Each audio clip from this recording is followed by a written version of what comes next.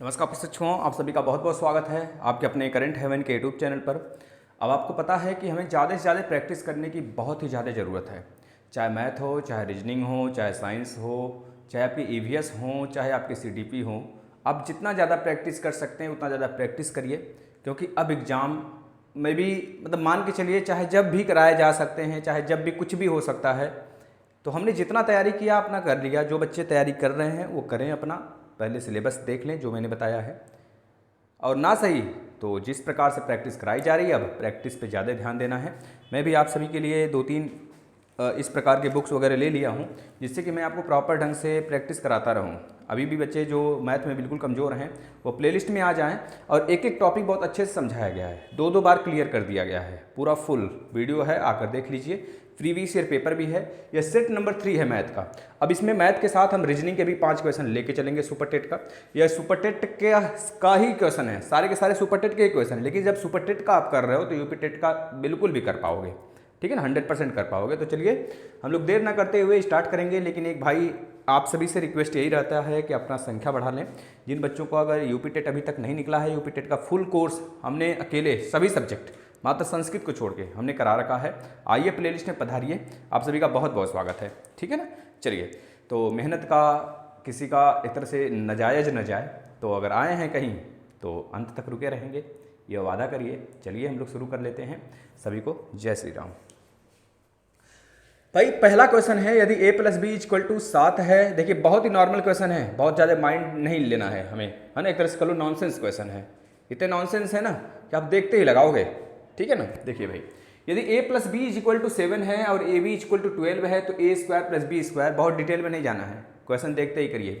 पहला question a + b = 7 दिया है, ab = 12 दिया है, a² + b² का वैल्यू पूछ रहा है हमें। तो आपको इन दोनों इक्वेशन को देखते ही यह पता हो जाना चाहिए कि ए बी के मान क्या होने चाहिए। ए बी के मान क्या रख लूं कि 7 मिल जाए, ए बी का मल्टीप्लाई करूं उन्हीं दोनों मानों का कि 12 मिल जाए। देखो भाई 7 जोड़ने वाले कितने नंबर हैं, 1 और 6।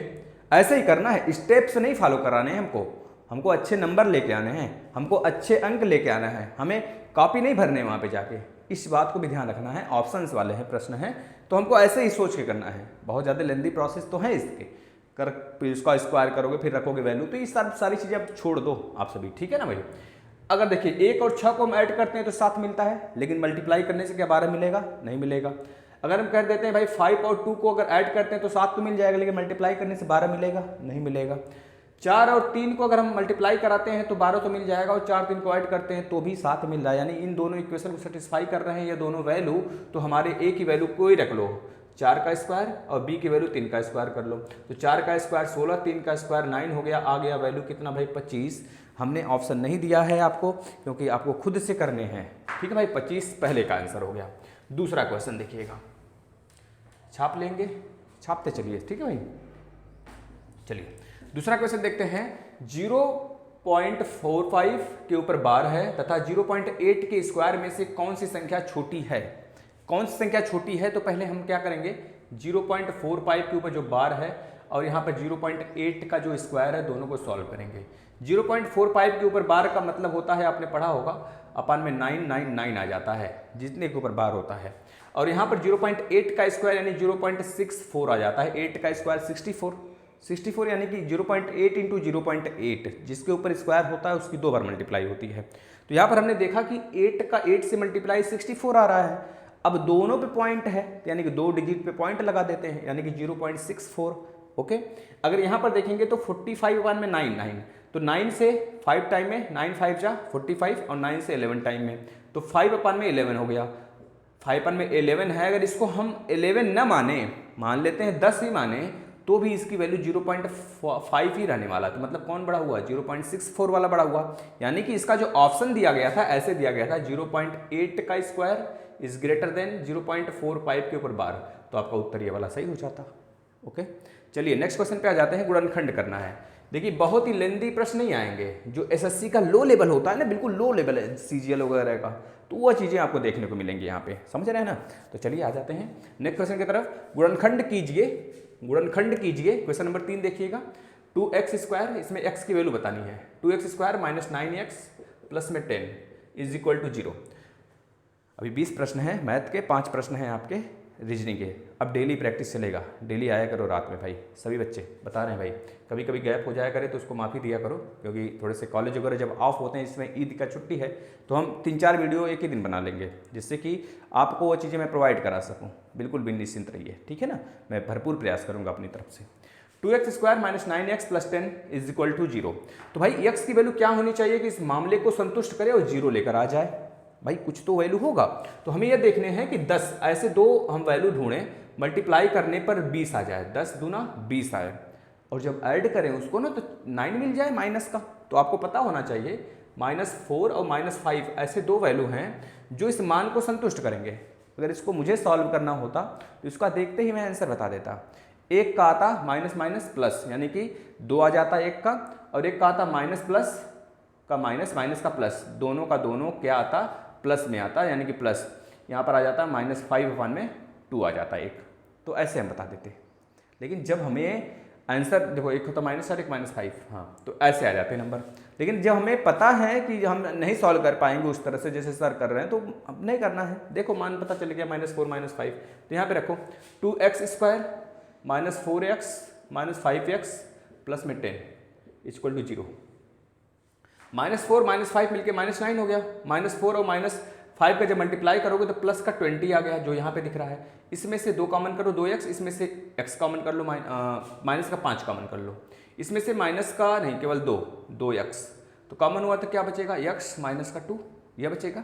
बताना बच्चों, बताइए भाई मेरे, बताइए यह बचेगा ना। अगर मैं कह लूँ इस -5 और +10 में से क्या कॉमन करें, तो आप कहोगे -5 कॉमन कर लीजिए सर, बच जाएगा -x - 2 इक्वल टू 0। तो बताओ अब इस पूरे में से क्या कॉमन कर लूँ। इस पूरे में से मैं कॉमन कर लेता हूँ x - 2। अगर मैंने x - 2 कॉमन कर लिया तो क्या बचा, 2x - 5 बचा। तो 2x - 5 आपका उत्तर मतलब इस तरह बनेगा। अब इन दोनों को सॉल्व करो। तो हमने बताया था पहला कि 2 आएगा, और दूसरा हमने क्या बताया था 5/2 आएगा। तो दोनों उत्तर आपके सामने हैं, ये चीज़ें आपको देखने को मिलेंगी, ठीक है भाई। डायरेक्ट उत्तर मैंने कैसे बताया, कभी जिक्र करूंगा डिटेल में इसका। अभी प्लस प्रैक्टिस है आपका, और यह आइडिया आपको लेके चलने हैं भरपूर तरीके से। आपने डीएलएड में सीखा हुआ है और पिछले बहुत सारे क्लासेस में आपने सीखा है। अगर मैथ से भागना है तो सिलेक्शन से दूर हो जाना है, ठीक है ना। मैथ रीजनिंग मस्ट है, 25 नंबर सब उठाएंगे, ठीक है मेरे भाई। चलिए मैं बहुत जल्द आपके लिए हिस्ट्री का क्लासेस बिल्कुल बेसिक से लेकर आने वाला हूँ। जितना आपके super TET, UP TET, PCS level का बिल्कुल बेसिक से, मिडेवल से स्टार्ट करेंगे, पूरा एंशिएंट एक तरह से आपका ले चलेंगे आधुनिक तक, ठीक है भाई। देखिए इसमें क्या बताना है, इकाई के अंक बताने हैं। तो इकाई के अंक का भाई मैंने नंबर सिस्टम में क्लास पूरा भरपूर लिया है, तो देखना जरा। यहाँ पे क्लासेस का जिक्र हम नहीं करते हैं, जो बच्चे देखे होंगे वो देखेंगे, नहीं देखेंगे तो भाई फिर से देखिए उसको जाके, नहीं देखे होंगे तो। देखिए भाई यहाँ पे लास्ट में 2 है, लास्ट की वैल्यू को पकड़ लीजिए, सब में जो लास्ट है, सब में जो लास्ट है उसकी वैल्यू पकड़ लीजिए, मल्टीप्लाई करिए। 6 से 42, 6 8 48, 48 आया, तो 48 का लास्ट वाला 8 ले लीजिए, इस 8 का इसके लास्ट में, 8 9 72, 72 का लास्ट में 2 ले लीजिए, 2 दूना 4, तो 4 आपका क्या हो गया, इकाई का अंक हो गया। इसका उत्तर क्या हो जाएगा, 4 हो जाएगा, ठीक है भाई। किसी पंचभुज के सभी कोणों का योग, सभी कोणों का योग कितना होगा। देखिए बहुत सिंपल वैल्यू है, किसी पंचभुज की बात किया है, किसी पंचभुज की बात किया है ना भाई। 1 2 3 1 4 1 5, मान लीजिए 5 भुजा है, ये रेगुलर इसके एज हैं, एज क्या है, रेगुलर हैं। तो 1 2 3 4 5, तो पूछ रहा है ना कि पंचभुज के सभी कोणों का योग बता दो। अब ये बाह्य और अंतः न पूछ रहा है इसमें, नहीं बाह्य ना ही अंतः, तो हम मान के चलेंगे अंतः। तो एक यह, एक यह, एक यह, एक यह, एक यह। आपको पता है चतुर्भुज है तो उसमें 360 डिग्री का कोण बनेगा, त्रिभुज है तो 180 डिग्री का बनेगा। लेकिन अगर 10 भुजा वाला आ गया तो कैसे निकालोगे भाई, उसके लिए एक फॉर्मूला होता है। देखिए फॉर्मूले से भी बताएंगे और डायरेक्टली इसका आंसर भी आप बता सकते हैं। जब भी कभी ऐसे क्वेश्चन आते हैं तो याद रखना, बाहर चाहे जितने भुजा वाले हों, बाहर के यानी कि बाह्य कोण सभी, अगर 10 भुजा वाले हैं तो भी सभी के बाह्य कोणों का योग हमेशा और हमेशा 360 डिग्री ही होती है। कितना होता है, 360 डिग्री। पहले मैं एक ट्रिक से आपको मतलब छोटे माध्यम से बताने का प्रयास करता हूँ। सबसे पहले हमको यह देखना है कौन सी आकृति है, 5 भुजा, 10 भुजा, 20 भुजा, 40 भुजा, कौन सी आकृति है, चाहे जो भी आकृति हो, उसके बाह्य कोणों का योग हमेशा और हमेशा 360 डिग्री होगा। तो 360 लिख लिया गया। अब है 5 भुजा, तो 5 से डिवाइड कर दो तो कितना आ जाएगा, 5 6 30, 5 7 35, 5 दूनी 2, 5 दूना 10, मतलब कि एक बाह्य कोण 72 डिग्री का होगा। और आपको पता है ये एक लीनियर है, एक लाइन में है, तो ये पूरा अगर देखें बाह्य कोण और अंतःकोण को मिला लें तो 180 कोण का 180 डिग्री का एंगल बनेगा। तो 180 माइनस 72 कर दो तो कितना आ जाएगा 108 डिग्री, यानी एक अंतःकोण का योग कितना होगा 108 डिग्री होगा। बताओ जरा, समझ में आया? एक बार देखो जरा, मैंने क्या कहा, अगर पांच भुजा वाले आकृति है तो सबसे पहले हमको यह ध्यान रखना कोई सी भी आकृति हो, नथिंग एल्स, कोई सी भी आकृति हो उसके बाह्य कोणों का योग हमेशा क्या होगा 360 डिग्री होगा। ठीक है भाई, इतना क्लियर है? बताओ भाई, इतना क्लियर है सभी को? यानी कि बाह्य कोणों का योग क्या होगा 360 डिग्री होगा। अब है 5 भुजा वाला क्वेश्चन में, तो 5 से डिवाइड करो, किसी एक का पता चलेगा। 4 टॉफी 10 रुपए में, तो एक टॉफी कितने का 10/4, यही तो करते हो। उसी तरह से जब टोटल दिया है 360 डिग्री तो एक 5 भुजा वाले का किसी एक का एक साइड बता दो बाह्य कोण का, तो 360/5 कर देंगे, तो कितना आ जाएगा 72 डिग्री आ गया। ये 72 डिग्री, अब कोई भी एंगल अगर देखेंगे तो बाह्य कोण और अंतःकोण मिल के बनता है। कोई भी अगर कोण देखेंगे 5 भुजा हो, चाहे 10 भुजा हो, चाहे 40 भुजा हो, तो उसमें बाह्य कोण और अंतःकोण मिल के बनते हैं। तो अगर हम इसी लाइन को ऐसे बढ़ा दें तो यहाँ पे ये वाला अंतःकोण और ये वाला बाह्य कोण, अब लाइन सीधी है, अगर पूरा देखेंगे तो 180 डिग्री का कोण बनेगा। अब बाह्य कोण मुझे पता चल गया 72 डिग्री, अंतःकोण निकाल नहीं लोगे भाई, तो किस में से माइनस कर लोगे 180 माइनस 72 कर लोगे ना, आ जाएगा 108 डिग्री। या 108 डिग्री किसी एक एंगल का, अंतःकोण किसी एक का है कितनी भुजा 5 भुजा, तो इस तरह से 1 यह 108 का है, तो 5 भुजा बराबर क्या हो जाएगा 5 × 108, 5 बराबर 108 का मल्टीप्लाई कर लो, 5 × 40 को 0 कैरी 4, 5 0 0, 4 5 1 5, यानी कि 540 डिग्री बनेगा। एक तो यह था थोड़ा सा बेसिक कॉन्सेप्ट, इसको अपने दिमाग में लेके चलना है। कोई सी बड़ा सा बड़ा न्यूमेरिकल आप सॉल्व कर सकते हो, चुटकी में सॉल्व कर सकते हो, बेसिकली माइंड में अगर ये गेम चल रहा हो तो। अगर हम बात कर लें कोई ट्रिक, मतलब कोई फार्मूला, आज डायरेक्ट अगर पूछा है बाह्य कोण तो अंतःकोण पूछा है तो डायरेक्ट अंतःकोण में बताऊं, तो इसके लिए फार्मूलाज है, नोट कर लीजिए। 2n-4 × 90 degree equal to total angle. जैसे पूछा है 5 भुजा का अंतःकोण टोटल बता दो, तो 5 रखना है यहाँ पे, 5 दूना 10, 10 - 4 कर लेना, 10 - 4 × 90 इक्वल टू थीटा। 10 में से 4 गया 6, 6 × 90 कर लीजिए थीटा, 6 9 54। अब आप सभी को ये लग रहा होगा बहुत सीधा है ना, लेकिन बच्चे कभी कभी फार्मूला ही भूल जाते हैं, वहाँ 2 था कि 3 था कि 4 था, तो इस वजह से इससे बचते हैं फार्मूला लगाने से। ठीक है, प्रेशर में बच्चे भूल जाएंगे, तो आप वो वाला ट्रिक जो पहला बताया गया उससे लगाएंगे। चलिए आ जाते हैं अब नेक्स्ट क्वेश्चन पे। 6ठे नंबर का क्वेश्चन क्या पूछ रहा है, बहुत ही आसान क्वेश्चन है, देखिए भाई काफ़ी इजी क्वेश्चन है, इसमें बहुत ज़्यादा उलझना नहीं है। दिया है कोई चतुर्भुज है, हम भी बना लेते हैं कोई चतुर्भुज भाई, ऐसे कोई चतुर्भुज हम भी बना लिए, जिसमें 3 कोण हैं। पहला कोण कितना 110 डिग्री, दूसरा 85 डिग्री और तीसरा 70 डिग्री। 110 डिग्री और दूसरा 85 डिग्री, तीसरा 70 डिग्री है। पूछ रहा है चौथा कोण बता दो भाई, यक्ष हमने मान लिया। अब आपको पता है कि किसी भी 4 भुजा वाले कोण में, किसी भी 4 भुजा वाले चतुर्भुज में कितने डिग्री का कोण बन सकता है, आप खुद बताओ भाई। जब भी बनेगा 360 का ही बनेगा, 360 से ज़्यादा तो नहीं बनेगा, 361 नहीं बन जाएगा, 362 तो नहीं हो जाएगा ना, बनेगा कितने का 360 का बनेगा। यानी सबको अगर मैं ऐड कर दूँ, इसको सबको ऐड कर दूँ ना भाई, तो 110 + 70 + 85 + x इक्वल टू 360 डिग्री। तो इधर देखना 110 और 70 कितना होगा 180 हो गया, 180 और 85, 180 में 85 जोड़ना जरा, 85 जोड़ना तो 5 आ गया, 8 8 16 को 6 हाथ में 1 1 1 2, 265 डिग्री। 265 + x इक्वल टू 360, तो x इक्वल टू 360 माइनस में 265, तो भाई 260 रहता तो 100 बचता, लेकिन 5 ज़्यादा है तो 5 इधर कम बचेगा, यानी कि 95 डिग्री होगा। ठीक है, 95 degree is your answer for this question. 1 2 3 4 5 6। देखो भाई बहुत तेज़ी से आप सॉल्व कर सकते हो क्वेश्चन को, क्योंकि बहुत ही मात्र 10 मिनट में आप रीजनिंग और मैथ को निपटा सकते हो, सुपर टेट के लिए और यूपी टेट के लिए भी। चलो आ जाओ, यूपी टेट में तो 30 क्वेश्चन आते हैं मैथ के, और सुपर टेट में 20 क्वेश्चन मैथ करेंगे और 5 क्वेश्चन रीजनिंग करेंगे, हो सकता है इस बार बढ़ जाए 30 क्वेश्चन का दायरा कर दें। तो ध्यान से 30 मतलब कि आप समझ रहे हो, सिलेक्शन आपको दिलाने वाला यह पूरा है, पूरा एक एक नंबर आप उठा लोगे इसमें।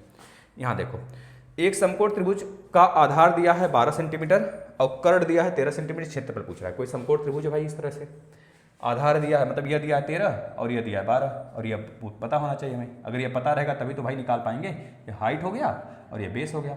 किसी भी त्रिभुज का फार्मूला क्या होता है, एरिया का 1/2 गुणे हाइट गुणे बेस। बेस तो पता है लेकिन हाइट नहीं पता है। अब लगाइए पाइथागोरस थ्योरम, यह आ जाएगा 5।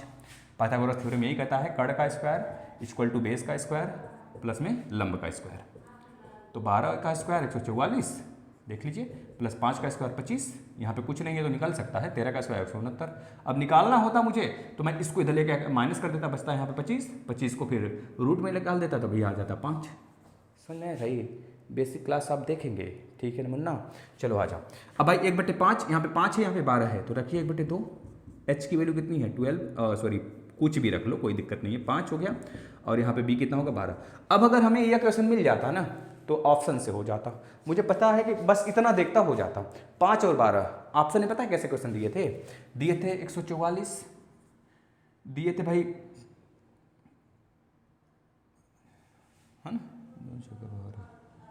212 दिए थे 30, हाँ 30 दिए थे। कितने दिए थे भाई, 30 दिए थे।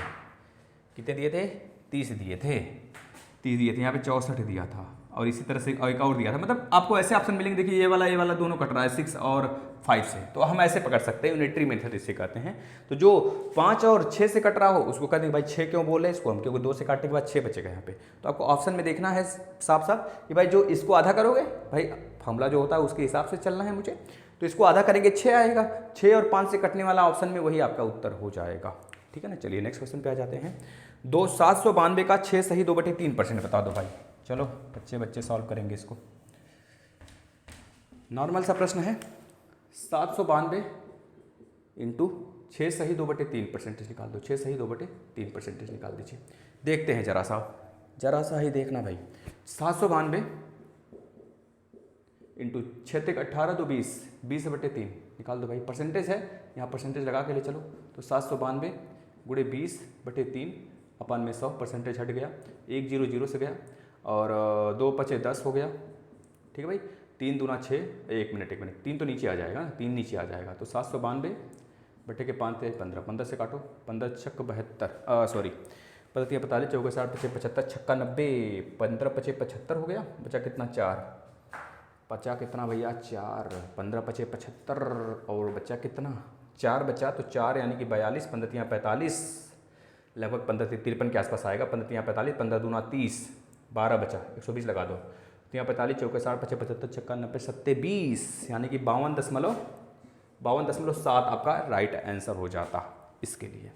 चलो आ जाते हैं नेक्स्ट क्वेश्चन। प्रथम 8 प्राकृतिक संख्याओं के वर्गों का समांतर माध्य ज्ञात करें। भाई देखिए यह प्रश्न बहुत ही ज़बरदस्त है। जो नीचे वाला प्रश्न है ना, एक बार मैं फिर से चेक कर लेता हूँ।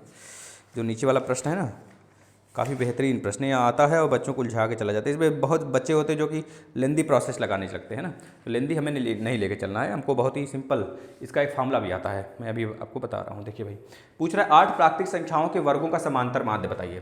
तो अगर वर्गों का समांतर माध्य पूछे, नेचुरल नंबर, क्रमिक नंबर हो, कंजुगेटिव नंबर हो, बढ़ने वाले एक के बाद 2 के बाद 3 के बाद 4 ऐसे नंबर हों, तो उनके लिए एक फार्मूला होता है n+1 2n+1 अपॉन में 6 होता है। इसी से निकाल लेंगे।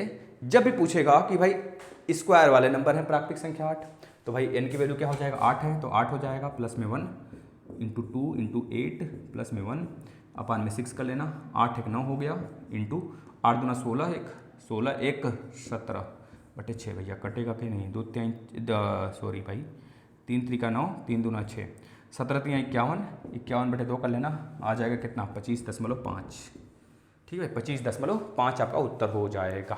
ठीक है भाई, चलो फटाफट छापो इस सारे को, फिर अगले पे आ जाते हैं। आपने 9 क्वेश्चन सॉल्व किए, अभी बचे हैं 11 क्वेश्चन प्लस 5 क्वेश्चन रीजनिंग के भी करते हैं अभी हम। चलिए प्रशिक्षु नेक्स्ट क्वेश्चन देखते हैं। राइटिंग थोड़ा सा समझ लीजिएगा, नहीं समझ में आ रहा है तो मैं समझाते हुए चलता हूँ। देखिएगा, एक मेज को 1960 रुपये में, कोई दिक्कत हो तो ज़रूर खुलकर बोला करिए यहाँ पर, ठीक है ना। मतलब कि क्वेश्चन से रिलेटेड मान लीजिए सर नहीं आया, वापस से समझाइए तो कमेंट किया करें, उसको नेक्स्ट क्लास में हम समझा दिया करेंगे। एक मेज को 1960 रुपये में खरीदा गया, यदि उसे 1862 रुपये में बेचा जाए तो कितने प्रतिशत की हानि होगी। जाहिर सी बात है, अगर वो ज़्यादा का खरीदा जा रहा है, कम में बेचा जा रहा है तो हानि ही होगी। अब कितने परसेंट की हानि होगी यह देखना। फार्मूला कहता है आपका कि अगर प्रतिशत हानि निकालना है, हानि परसेंटेज निकालना है, तो क्या करते हैं, ऊपर हानि आता है बटे CP आता है, मतलब कास्ट प्राइस इंटू 100 आ जाता है, बस आ गया। हानि कितना हुआ, उसका मतलब कि हानि का मतलब क्या होता है, जो आप बेचते हो वो कम मूल्य होता है, जिससे खरीदते हो ज़्यादा मूल्य होता है, यानी सेलिंग प्राइस कम होती है, कास्ट प्राइस ज़्यादा होती है, तो ज़्यादा में से कम को माइनस करना है, तभी तो हानि निकलेगा। यानी कि इस बार कास्ट प्राइस से नहीं, इस बार कास्ट प्राइस का संख्या ज़्यादा है क्योंकि 1960 है और सेलिंग प्राइस कम है, अपान में सीपी। हमेशा याद रखना, लाभ और हानि परसेंटेज सीपी पे ही निकाला जाता है, गुणे 100 कर लीजिए, यही फार्मूला होता है। सीपी की वैल्यू कितनी है, 1960 रुपये। 1960 रुपये में आप खरीदे थे, अगर ज़्यादा में बेचता 1960 से तो लाभ होता, लेकिन बेच कितने में रहा है, 1862 में ही बेच रहा है, बटे सीपी कितना है भाई, 1960 है, तो बस हो गया उत्तर, सॉल्व कर लो। ये 0 0 से गया, 1960 से 1862 जाता, अगर 1900 में से 1960 में से 1860 रहता तो हम कर देते भाई, कितना बचता, 100 बचता, लेकिन 1862 मतलब 100 में से 2 और ज़्यादा जा रहा है, 62 जा रहा है, यानी कि 98 होगा। कितना होगा, 98 होगा, 98 होगा, और इधर 100 मतलब ज़्यादा जा रहा है, इधर 10 से मल्टीप्लाई कर दो, बचा था जो 10, बचे नीचे कितने, 196। काटो पीटो देखो कितना आ रहा है, 800, काटो 2 से काट दो, अच्छा 2 चौके 8, 2 चौके 8, 1 बचा, 2 9 18, 0 हो गया, 2 9 18, 1 बचा, 2 8 16 हो गया, तो 2 से काट लो, 2 दूनी 4, 2 चौके 8, 2 पचे 10 हो गया, 2 चौके 8, 2 9 18, 49 हो गया। अब किससे कटेगा, देखो 7 से कट रहा है क्या, नहीं कटेगा, 7 से काट लो, 7 7 49, 7 त्रिक 21, 7 त्रिक 21, 7 7 49, 7 त्रिक 21, और कितना बचा 30, 7 बचे 35, 7 बचे 35 कट गया, यानी 5 आ गया। कितने की हानि होगी, 5% की उसको हानि होगी। ठीक है अभ्यर्थी, चलिए छापिए भाई, थोड़ा सा दया कर लो, गर्मी में पढ़ाने का मतलब है कि थोड़ी सी हेल्प तो करनी है आप सभी को भी, बस कॉपरेट करिए, लास्ट तक बने रहिए। जितने भी हैं सिलेक्शन की पूरी दावा करते हैं, इतना प्रैक्टिस करा दूंगा, कम से कम 20-22 टेस्ट आपको ऐसे ही करा दूंगा मैं, है ना, बहुत ज़्यादा, उससे भी ज़्यादा करा देंगे। अब टेस्ट चल रहा है तो टेस्ट रेगुलर चलेगा आपका, 1-2 दिन बीच में गैप हो गया, मान लीजिए कॉलेज की छुट्टी वगैरह जिस दिन रहती है, ईद पे छुट्टी है 3 दिन की, तो मैं एक साथ ही कई सारे वीडियो बना कर एक तरह से उसको कलेक्ट कर लूँगा और लगा दिया करूँगा, ठीक है ना। चलिए भाई आ जाते हैं नेक्स्ट क्वेश्चन पे। नेक्स्ट क्वेश्चन देखिएगा, क्या बोल रहा है, 5 9 10, 5 9 10 का चतुर्थ मान ज्ञात करिए। भाई आपने डीएलएड में पढ़ा होगा, 5 9 10 का चतुर्थ मान क्या हो जाएगा, यक्स, यही पढ़े थे आप, बता दो भाई। चतुर्थ मान चार लास्ट में आ जाता है, तृतीय मान, द्वितीय मान, मध्यानुपात, है ना, चतुर्थानुपात, यही सब तो पढ़े हैं। तो 5/9 इक्वल टू 10/x हो गया, सॉल्व कर लीजिए, क्रॉस करिए, यक्स का गुणा 5 में तो 5x, 10 9 90, तो यक्स बराबर कितना हो गया, 90/5, काट लीजिए, 5 एकम 5 8 40, 18/95 होता है, 18 उत्तर आ गया। उस वर्ग का क्षेत्रफल ज्ञात करें जिसके विकर्ण की माप 6 मीटर है। चलो भाई ज्ञात करते हैं, कितना आसान सा प्रश्न दिया है, हलवा सा। कोई एक वर्ग है, आपको पता है वर्ग में सभी भुजाएं बराबर होती हैं, वर्ग में सभी भुजाएं बराबर होती हैं। अगर मैं सारी भुजाओं को क्या मान लूँ, अगर ए मान लूँ, सारी भुजा अगर ए है, तो बताओ इसका विकर्ण कैसे आता था। विकर्ण के लिए हम क्या करते थे, पाइथागोरस थ्योरम लगाते थे, a + a², यह विकर्ण निकालना है तो इसको और इसको, और ये 90 डिग्री है हमारा, समझ रहे, 90 डिग्री के सामने कर्ण है, तो यही तो विकर्ण दिया है हमको, और यही पहले हम निकाल लेते हैं। देखिए a² + a² कितना होता है, 2a² होता है, और यही बराबर होता है विकर्ण के, यानी कि इसको रूट में कर लेंगे बेटा, रूट में कर लेंगे तो √2 × a आ जाएगा, यानी कि a√2 ये पूरा का पूरा यहाँ से यहाँ तक क्या है, a√2, और इसी की वैल्यू दिया है विकर्ण का, कितना दिया है विकर्ण का वैल्यू, a√2 बराबर दिया है 6, देखो दिया है क्वेश्चन में कि नहीं, एक कहाँ गया, यहाँ पर, उस वर्ग का क्षेत्रफल ज्ञात करें जिसके विकर्ण की माप 6 मीटर है। तो 6 दिया है विकर्ण की माप, तो बता दो a = कितना होगा, 6/√2, 6/√2, ऊपर को क्या कर लो 3 × √2 में ब्रेक कर लो भाई, √2 फिर से 2 का मल्टीप्लाई 3 में फिर से 6, तो हमने इस वजह से तोड़ लिया जिससे काटने में आसानी हो जाए, यानी a की वैल्यू कितनी आ गई, 3√2 आ गया। अब a की वैल्यू 3√2, तो सब जगह 3√2 होगा, सब जगह 3√2 होगा, सब जगह 3√2 होगा, हर जगह क्या हो जाएगा, 3√2 हो जाएगा। आपको ऐसे बनाना नहीं है, मैं तो समझाने के लिए सिर्फ कर रहा हूँ, 3√2 हो गया।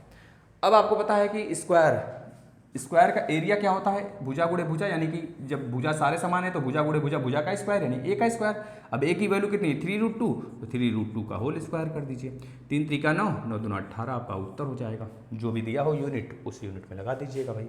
अगला देखिए, इस क्वेश्चन को देखिएगा, 12 पेन और 9 पेंसिलों, छाप लीजिए, अच्छा समय दे देता हूँ थोड़ा सा छापने के लिए, छापिए। छाप लीजिए भाई।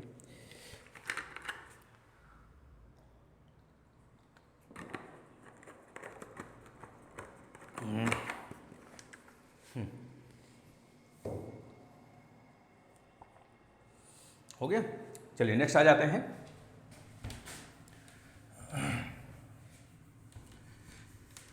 क्वेश्चन देखते हैं। क्वेश्चन क्या कह रहा है भाई, 12 पेनों 9 पेंसिलों, भाई क्वेश्चन नंबर जिस पर टिक लगा है उसको देखिएगा। 12 पेनों 9 पेंसिलों का मूल्य, मान लेते हैं पेन को हम किससे दिखा रहे हैं, एक्स से दिखा रहे हैं, और पेंसिल को मान लेते हैं हम किससे दिखा रहे हैं, वाई से दिखा रहे हैं। तो 12 पेन, जब मतलब 12 पेन, एक पेन की कास्ट हमने मान लिया 100 रुपये, और एक पेंसिल की कास्ट हमने मान लिया वाई रुपया है। कितने रुपये, वाई रुपया। भाई 4 टॉफी 10 रुपये में, तो एक टॉफी का मूल्य बताओ। 4 टॉफी 10 रुपये में, तो 10/4 करते हैं तो 2.5 आता है ना भाई। तो एक टॉफी 2.5 रुपये, 2.5 रुपये की।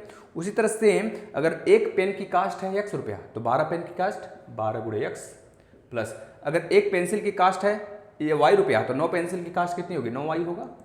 बताओ ये किसके बराबर है, 239 रुपये के बराबर है। इसको यूनिटरी मेथड से भी कर सकते हैं बच्चों, लेकिन आपको पता है एग्जाम में क्वेश्चन, एग्जाम बहुत बार बार नहीं आता है, तो ज़्यादातर ट्रिक लगाने से बचिएगा। आराम से आप लेके चलेंगे ना इस मेथड से भी, तो भी मात्र ज़्यादा से ज़्यादा 1 मिनट से कम ही लगेगा। देखना, सॉल्व करने की प्रैक्टिस कर लेना बस। अब 4 पेन 3 पेंसिल का मूल्य बताने हैं भाई। इसमें से क्या कॉमन हो रहा है, देखना जरा। 3 कॉमन हो रहा है ना, तो 3 कॉमन कर लीजिए। कितना हो जाएगा, 4x प्लस में कितना हो जाएगा यहाँ पे 3y हो जाएगा। भाई यहाँ पे 239 है तो 239 ही रहेगा। अब इस 3 से डिवाइड करा दो इधर, तो 4x प्लस 3y बराबर 239/3 कर लो।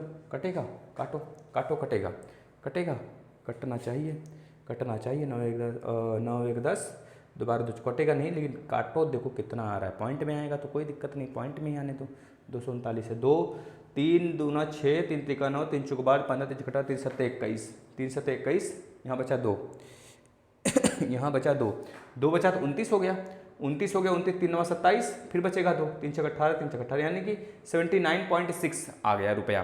किसके लिए, देखिए 4 पेंसिल का कास्ट आपने x माना था, और y का मतलब पेन का कास्ट आपने x माना था, y का कितना माना था आपने, पेंसिल का कितना माना था, y माना हुआ था। तो भाई यही पूछा गया है हमसे, 4 पेन और 3 पेंसिल का मूल्य बता दीजिए, तो वही तो आ गया लास्ट में। 4 पेन और 3 पेंसिल का मूल्य कितना हो जाएगा, 79.66, लगभग आप में 80 दिया होगा। कहीं मिस्टेक हुआ हो तो बताना जरा, कहीं मिस्टेक नहीं है, लगाइए। मे बी यहाँ पे डाटा चेंज हो सकता है, यहाँ पे 7 होकर हो जाए तो पूरी तरीके से कट जाएगा। ठीक है, अगला चलते हैं। देखिए, एक वृत्त की त्रिज्या 10 सेंटीमीटर तथा वृत्त की जीवा की लंबाई 12 सेंटीमीटर। इसको देख के ये बताया जा सकता है 12 और 5 और 6, 5 और 6 नहीं, त्रिज्या 10 है ना, तो 10 10 में 100 और 6 36, यानी कि 8 हो जाएगा इसकी वैल्यू। भाई समझ गए ना, देखिए कैसे निकालते हैं। देखो भाई आ जाओ, मतलब कि जीवा और त्रिज्या के बीच में डिस्टेंस कितना है यह पूछा जा रहा है आपसे। देखिए एक वृत्त है, इस वृत्त में बोला गया कि यह एक जीवा है, जीवा की लंबाई कितनी है, 12 सेंटीमीटर है। भाई अगर यह पूरा 12 है, यहाँ से यहाँ तक 12 है, यहाँ से यहाँ तक 12 है, तो आप बताओ अगर यह केंद्र है इस वृत्त का, तो इससे एक परपेंडिकुलर डालेंगे तो इधर से यह रेडियस होगा। भाई ये रेडियस है ना कि नहीं, देख लो भाई ये रेडियस है, ये मत कहना सर रेडियस कैसे, भाई रेडियस है ये। अगर केंद्र से कहीं भी अगर सरकमफ्रेंस पे ले जाओ मिलाओ ना, तो रेडियस ही होता है वृत्त का। तो जो यह दिया है, यह 10 दिया है, इसकी वैल्यू 10 दिया है, और इसकी वैल्यू पूछ रहा है हमसे, यह पूछ रहा है। भाई जब यह पूरा 12 है, इधर परपेंडिकुलर आएगा तो यह डिस्टेंस कितना आएगा बताओ, 12 का आधा 6 आएगा ना। तो पाइथागोरस थ्योरम लगाओ ना भाई, यह है 90 डिग्री। जब यह 90 डिग्री है तो इसके सामने बहुआ क्या होगा, कर्ण होगा। तो कर्ण का स्क्वायर 10 है, मतलब कर्ण 10 है तो 10 का स्क्वायर। भैया ये लंब होगा चाहे ये लंब होगा, दोनों में से एक लंब एक आधार होगा, यानी 6 का स्क्वायर प्लस में हाइट का स्क्वायर, यानी 6 का स्क्वायर प्लस में हाइट का स्क्वायर। एच की वैल्यू निकाल दीजिए, 10 का स्क्वायर 100, 6 का स्क्वायर 36 माइनस करेंगे तो कितना आ जाएगा, 64 आएगा। 64 को रूट में कर लेना, क्योंकि एच स्क्वायर है तो एच की वैल्यू निकालना है, तो 8 आपका उत्तर हो जाएगा, यानी ये डिस्टेंस कितना होगा, 8 हो जाएगा। देखिए नॉर्मल तरीके से अगर आप ऐसे ही क्वेश्चन बार बार पूछता है यार, घुमा घुमा के, पगला है यह, है ना, बार बार ऐसे क्वेश्चन पूछेगा। टेस्ट सॉल्व करोगे आपको हजारों क्वेश्चन मिलेंगे इस टाइप के, इतना प्रैक्टिस कर लो कभी गलत ना हो, समझ रहे हैं ना, तो इसीलिए प्रैक्टिस किया जाता है। देखिए भाई नेक्स्ट क्वेश्चन देखिएगा, देखो इसको भी देखते हुए बता सकते हैं।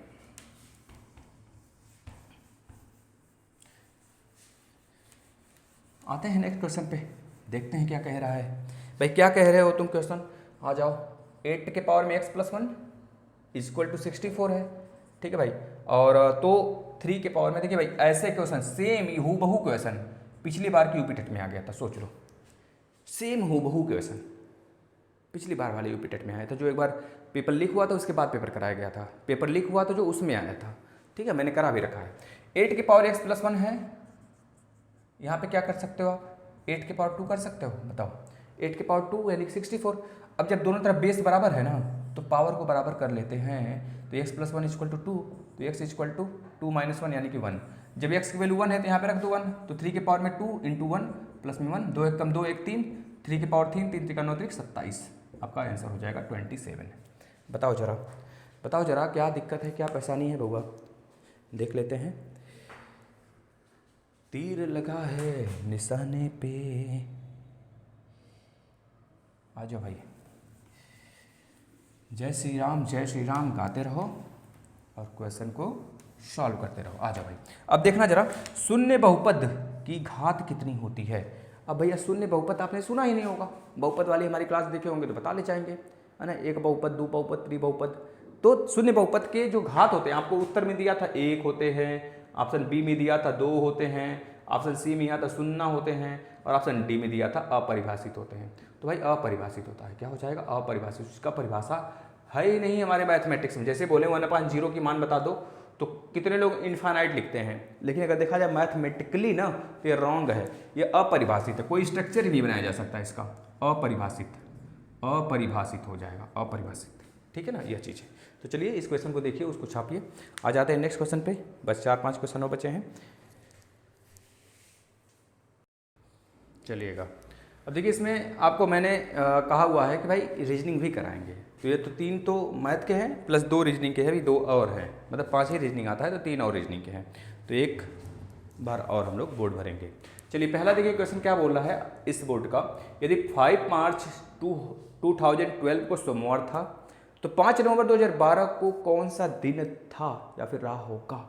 चलिए भाई 5 मार्च 2012 को सोमवार था, यानी कि भाई पहले 2012-12 दोनों है, 2012-12 दोनों है, तो ना ही एक को बढ़ेगा ना ही एक को घटेगा, सेम रहेगा, 21 साल का पूछ रहा है, बराबर साल है, ठीक है भाई। तो 5 मार्च 2012, ठीक है भाई, और 5 नवंबर 2012 के बीच में कितने दिन का गैप है पहले ये देख लीजिए। 5 मार्च, जनवरी, फरवरी, मार्च, मार्च कितने का, 31 का, 31 का है तो 5 खत्म हो गया, कितना बचा, 25 बचा होगा, जाहिर सी बात है 25 बचा होगा, तो 25, ठीक है भाई, 25 मार्च का 25 हो गया, यहाँ लिख लिए मार्च, मार्च के बाद जनवरी, फरवरी, मार्च के बाद अप्रैल, अप्रैल कितने का, 30 का, अगर अप्रैल 30 का है तो 30 पूरा लिखना पड़ेगा, प्लस यहाँ प्लस करते चलिए, अप्रैल, जनवरी, फरवरी, मार्च, अप्रैल, मई, मई कितने का, 31 का, मई के बाद जून 30 का, 30 जून, जुलाई, जुलाई कितने का, 31 का, और जुलाई के बाद अगस्त भी 31 का, अगस्त के बाद सितंबर, सितंबर 30 का, तो 30 हो गया, प्लस सितंबर 30 का, अगस्त, सितंबर, अक्टूबर, अक्टूबर कितने का, 31 का, अक्टूबर 31 का, और 5 तक नवंबर, नवंबर के सिर्फ 5 तक, तो +5 कर लीजिए, ठीक है भाई, +5 तक। अब यही डेट ऐड करना है और 7 से भाग दे देना है बस, क्योंकि एक हफ्ता में 7 ही दिन होता है भाई। चलिए 25 और 30, 31, 30, 31, 31, 30, 31, 5।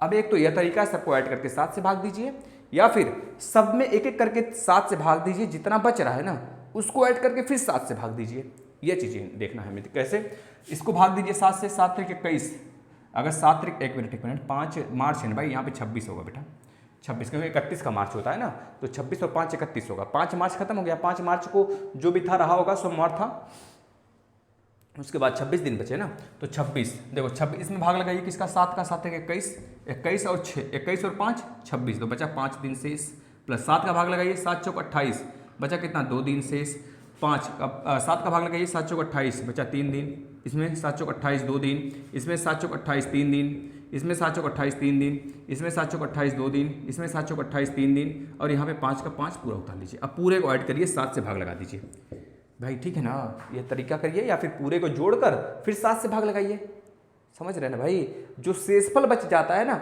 वही हमारा उत्तर हो है, बता रहे हैं कैसे। 5 2 7, 7 3 10, 10 2 12, 12 और 3 15, 12 3 15, 3 18, 18 2 20, 20 और 8 28, कितना होगा भाई, एक तो बच रहा है ससुराई, तो ज़्यादा, एक तो भाई एक कहाँ से ज़्यादा आ रहा है, देखना जरा, 7 चौक 28। कहाँ जा रहे आ रहे भाई? 5 2 3, 5 2 3 2 3 3 2 3 5, 7 से भाग लगाना जरा तो। 5 2 7 खत्म, 5 2 7 उधर भी खत्म, इधर भाग लगा खत्म भैया, इधर भैया दोनों भी खत्म। 5 2 7, 3 2 5, 5 2 7 ये भी खत्म। 1 मिनट, ये तो खत्म हो चुका है। 5 2 7, 3 2 5, 5 3 8, 8 और 2 10 11, 11 3 14, 14 को भाग लगाएंगे 7 से भाई 0 बचेगा। यानी कि कोई दिन ऑड बचा ही नहीं। यानी कि अगर 5 मार्च 2012 को सोमवार था, अगर वहाँ पे 1 आता शेषफल तो हम क्या करते? सोमवार से 1 बढ़ा देते। अगर 2 आता शेषफल, सोमवार से 2 बढ़ा देते। समझे? सोमवार के आगे क्या आता है? सोमवार के आगे मंगलवार, फिर बुधवार आता है। इस तरह से मैं बढ़ा देता। लेकिन अगर 0 बचा है तो 5 नवंबर 2012 को भी सोमवार ही रहेगा। क्या रहेगा? सोमवार ही रहेगा। ये इसका उत्तर है भाई। चलिए आगे आ जाते हैं नेक्स्ट क्वेश्चन की तरफ। नेक्स्ट क्वेश्चन देखिए जरा, आ जाइए। यदि 25A, देखिए बहुत सिंपल सा प्रश्न है, 25A प्लस में 25B इक्वल टू 150 है, तो A और B का मान बताइए भाई। सिंपल है, क्या दिक्कत है इसमें? ऑप्शन में दिया रहेगा, भिड़ा देंगे भाई। देखो यहाँ पे 3 रखेंगे ना, और यहाँ पे भी 3 रखेंगे ना। 25 3 75 और प्लस 75 कर देंगे ऐड ना, तो कितना आ जाएगा भाई बाबू? 150 आ जाएगा। कितना आ जाएगा? 150 आ जाएगा। ओके, क्लियर है बात। चलिए नेक्स्ट आ जाते हैं। कोई दुविधा कोई परेशानी हो तो जरूर कहिएगा। देखिए भाई, एक धनात्मक पूर्णांक, धनात्मक पूर्णांक का मतलब आप समझ रहे हैं, 1 से स्टार्ट करो, 2 3 इन्फाइनाइट तक चले जाओ। और दूसरा बी वाला जो बोल रहा है ना, बी में बोला एक प्राकृतिक संख्या, और जो प्राकृतिक यानी नेचुरल नंबर होते हैं वो भी 1 से स्टार्ट होते हैं, 2 इन्फाइनाइट तक जाता है। अगर बोला गया धनात्मक संख्या और बोला गया प्राकृतिक संख्या, दोनों एक ही हो गए, तो जाहिर सी बात है हमसे पूछ रहा है क्या? A intersection B. A intersection B यानी दोनों को मिलाकर बताओ। दोनों को मिला दोनों में जो कॉमन हो, दोनों में क्या कॉमन है भाई? दोनों में वही चीज़ कॉमन होगा जो प्राकृतिक संख्या होगा। यानी लिख लेंगे x डैश x, एक प्राकृतिक संख्या, एक प्राकृतिक संख्या जो ऑप्शन में दिया रहेगा ऐसा, क्योंकि ऑप्शन में ऐसा ही दिया है, तो ये वाला उत्तर सही हो जाएगा। बताओ क्लियर है। चलिए आ जाते हैं यह वाले प्रश्न जो आपका पूछा गया है ना। यह देखिए आपका रीजनिंग है। बोला गया चेन्नई को तमिलनाडु कहा जाता है, तो देहरादून का क्या होगा भैया? चेन्नई को तमिलनाडु, चेन्नई को तमिलनाडु, एक मिनट यार,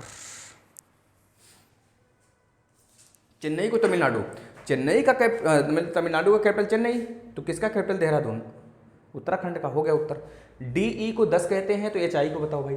DE, D का मतलब 4 होता है, E का मतलब 5 होता है। दोनों को जोड़ो, 5 4 9, 5 1 मिनट, दोनों का गुणा करो, 4 गुणे 5 गुणा करो, 4 5 20 बटे 2 कर दो, 10 आ गया।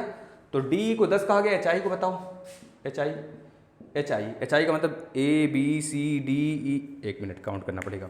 ABCDEFGH, 8 आ गया, H का 8 आ गया, H के बाद ABCDEFGHI, ससुरा 1 के ज़्यादा था, उसी जगह कर लिए होते। 8 9 72, 72 बटे के 2 कर दीजिए, 36 आ गया।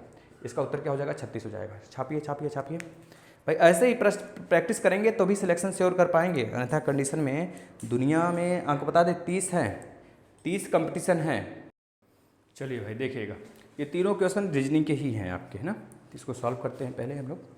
देखिएगा, बोला है वृत्त जो है लंबे व्यक्ति को दिखाता है। ऐसे प्रश्न आते हैं, इसका ही फिगर यह है, क्वेश्चन में दिया है। जो वृत्त है ना, ये किसको दिखा रहा है? लंबे व्यक्ति को दिखा रहा है, लंबे व्यक्ति को दिखा रहा है, व्यक्ति को दिखा रहा है। और जो त्रिभुज है ना भाई, ये जो त्रिभुज है ना, ये सैनिकों को दिखा रहा है। किसको दिखा रहा है? सैनिकों को दिखा रहा है, सैनिकों को। और जो वर्ग है ना, सशक्त व्यक्ति को दिखा रहा है, मतलब कि जो जिसके शासन सत्ता बहुत टाइट होती है, जो नियम को पालन करते हैं, नियम कानून को, तो क्या हो जाएगा? सशक्त व्यक्ति है, सशक्त व्यक्ति, सशक्त व्यक्ति। तो पूछ क्या रहा है हमसे? कौन, मतलब इस पूरे अंक में 4 5 3 6 जो भी दिया है, केवल सशक्त सैनिक दिखा रहा है। कौन अंक जो है केवल सशक्त सैनिक को दिखा रहा है। सशक्त कौन है? यह वाला। और सैनिक कौन है भाई? यह वाला। तो केवल सशक्त सैनिक को दिखाने वाला, तो 6 ही होगा उत्तर आपका। क्या हो जाएगा? 6 केवल सशक्त। अगर 7 करेंगे तो केवल सशक्त है, 2 करेंगे तो केवल सैनिक है, 4 5 1 3 कर ही नहीं सकते, क्योंकि सर्कल के अंदर आ रहा है, लंबे व्यक्ति की बातें नहीं हो रही है, केवल सशक्त व्यक्ति की, सशक्त सैनिक की बात हो रही है। तो 6 इसका उत्तर हो जाएगा, जो इसमें और इसमें आ जाए। ठीक है, 6 हो जाएगा। समझ में आया? नहीं समझ में आया तो एक बार फिर से समझ लेना इसको बैक करके। चलो आ जाते हैं नेक्स्ट पे। नेक्स्ट क्वेश्चन देखेंगे, श्रेणी में कितने चार ऐसे हैं, श्रेणी दिया गया है, देख लो, इसको देख के ही करना है। श्रेणी में चार ऐसे कितने हैं जिनके ठीक पहले 5 आया हो, 4 के ठीक पहले 5 हो, ठीक है, लेकिन 4 के ठीक पहले 7 न हो, ठीक पीछे 7 न हो, ठीक पहले तो 5 हो लेकिन पीछे 7 न हो, ऐसे कितने नंबर हैं देखो ना जरा। 4 के पहले 5 तो है लेकिन 7 नहीं आया है, या नहीं हो सकता। 4 और यहाँ पे 4 के पहले 7 है, या नहीं हो सकता। 4 के पहले 5 है, 4 के पहले पीछे 7 है। एक मिनट, इसमें बोला गया 7 न हो ना, तो 4 के पहले 5 है लेकिन 7 नहीं है, तो एक पहला सही हो गया। 4 के पहले इसकी कोई बात ही ना करो, 4 के पहले 5 तो है लेकिन 7 भी है, तो ये तो नहीं होगा, 7 नहीं होना चाहिए। 4 के पहले 7 है, यह भी नहीं होगा। 4 के पहले 5 तो है लेकिन 7 नहीं है, तो यह वाला हो गया, यानी कि 2 मिल गया, एक यहाँ पे एक यहाँ पे। 4 के पहले 5 है लेकिन 7 भी है, यह नहीं होगा। 4 के पहले 5 है लेकिन 7 भी है, तो ये भी नहीं होगा। 4 के पहले 5 भी नहीं है और पीछे 7 है, तो ये भी नहीं होगा। केवल 2, एक यहाँ पे हमको दिखा, एक यहाँ पे। 4 के पहले 5 तो है लेकिन 7 नहीं है, 4 के पहले 5 तो है लेकिन 7 नहीं है, जो पूछ रहा है। यानी कितने ऐसे 4 हैं, तो 2 ऐसे 4 हैं जिनके पहले 5 तो है लेकिन 4 नहीं है, मतलब 7 नहीं है, ठीक है। अब आ जाओ, इसमें बोला जा रहा है 253 से अभिप्राय है कि बुक आर ओल्ड। देखना जरा, 253 हमने लिख दिया, ठीक है भाई। देखो इसमें भी 5 आया है, इसमें भी 5 आया है, जाहिर सी बात है इन दोनों में कुछ न कुछ मिल रहा होगा भाई। इसमें देखो बुक है, आर है, ओल्ड है, इसमें भी ओल्ड है, ओल्ड दोनों में सेम है। और इस दोनों में 253 2546 में देखेंगे 5 सेम है, यानी 5 का वैल्यू कितना है, 5 को ही हम क्या कहते हैं, ओल्ड कहेंगे। यहाँ पे 5 को क्या कहेंगे, ओल्ड कहेंगे। 5 अगर ओल्ड हो जाता है, देखो इस वाले में देखना 3 7 8 है, इसमें 2 5 3 है, मतलब 3 और 3 दोनों में कॉमन है। जब 3 और 3 ऊपर और पहले वाले में और लास्ट वाले में कॉमन है, तो जाहिर सी बात है कोई अंक भी कॉमन होगा। बाई गुड बुक्स, तो बुक देख लो, बुक्स कॉमन है ना, बुक्स, यानी कि 3 की वैल्यू क्या है, 3 का मान क्या हो जाएगा, बुक, क्या हो जाएगा, बुक्स हो जाएगा। हमसे पूछा गया है भाई आर बताओ, आर का मतलब बता दो। देखो भाई बुक्स का मतलब हो गया, बुक्स को उड़ा दो, बुक्स का कहानी खत्म। और यहाँ पे 3 की भी कहानी खत्म, 5 की भी कहानी खत्म, बचा 2 की वैल्यू को क्या कहेंगे, आर कहेंगे, 2 को क्या कहेंगे, आर कहेंगे। तो उत्तर क्या हो जाएगा, 2 हो जाएगा। समझ में आया। तो यह रहा हमारा रीजनिंग और मैथ का प्रैक्टिस। अगर आप डेली करते हैं तो जाहिर सी बात है सफल होंगे। और ऐसी बात नहीं है, बहुत जल्द ही मुझे थोड़ा सा समय मिल जाए, बहुत जल्दी मिल जाएगा। तो उसमें मैं जो है जो आपका हिस्ट्री है ना, बहुत बेसिक से स्टार्ट करूँगा वापस से, सुपर टेट के को देखते हुए ही, क्योंकि हिस्ट्री से 4 या 3 क्वेश्चन, ज्योग्राफी पूरा कंप्लीट करा दिया गया है। आकर देख लीजिए, 5-4 क्वेश्चन वहाँ से फिक्स हो जाएंगे। करंट अफेयर डेली देखते रहिए, मैराथन में लेके आऊँगा, नहीं तो जिसका भी फॉलो कर रहे हैं डेली फॉलो करते रहिए। बस CDP वगैरह भी मैंने पढ़ाया हुआ, यूपी टेट वाले बच्चे तो बिल्कुल डेडिकेशन के साथ एक बार उसे रिवाइज कर लें। मैक्सिमम चीज़ें आपको 80% लगभग चीज़ें मैच करती हैं। तो बहुत बहुत धन्यवाद आप सभी का, और इस वीडियो को ज़रूर से शेयर करिए। कैसा रहा सेशन ज़रूर बताइएगा। नमस्कार।